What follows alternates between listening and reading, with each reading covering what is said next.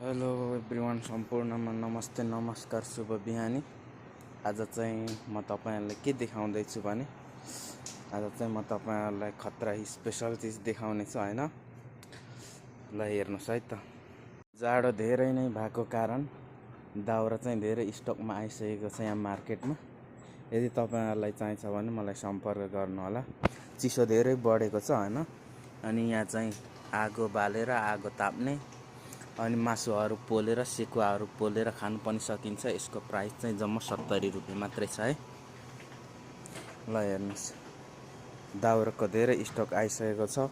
यो चाहिँ उसको सखुवाको दाउरा हो, धेरै राम्रो छ हैन। अनि कोइला चाहिन्छ भने कोइला पनि छ है हामीसँग चाहिँ। धेरै कोइलाहरू नै आइसकेको छ स्टकमा। यदि तपाईहरुलाई चाहिन्छ भने मलाई सम्पर्क गर्नु होला। दाउरा पनि यति धेरै स्टकमा राखिसकेको छ। जाडो बढ्दैछ, त्यही कारणले गर्दा तपाईहरुलाई चाहिन्छ भने सम्पर्क गर्नु होला।